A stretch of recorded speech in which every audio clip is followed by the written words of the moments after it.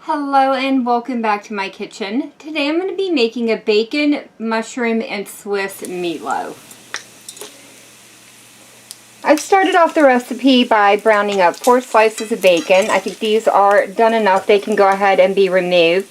And I've also removed all but about 1 tablespoon of the bacon drippings, to which I'll be adding a half of a cup of a diced onion and 1 cup of diced mushrooms. After about 5 minutes of sauteing, the mushrooms have cooked all the way through and my onions have turned transparent. I'm going to go ahead and remove these from the heat and allow them to start cooling down a little bit. For the meatloaf, I'll be using 1 pound of ground beef and a half of a pound of a ground pork. I'm adding in the mushrooms and onions that I just sauteed on the stove. 1 cup of plain breadcrumbs, a half of a cup of grated Parmesan cheese. I've chopped the 4 slices of bacon into little tiny bits. Those are going to go in next. 2 lightly beaten eggs, 1 tablespoon of ketchup, 1 tablespoon of Worcestershire sauce, a half of a cup of milk,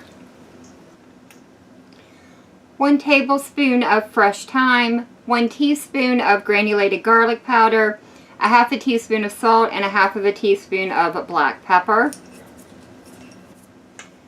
And finally, 1 cup of shredded cheddar, Swiss cheese. Sorry, not cheddar. Once all the ingredients are mixed together, it gets transferred over into a loaf pan.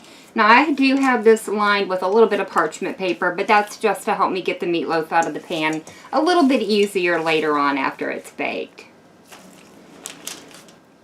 The meatloaf is now ready to go into a 375-degree preheated oven where it's going to bake for 60 to 70 minutes or until it reaches an internal temperature of 160 degrees Fahrenheit.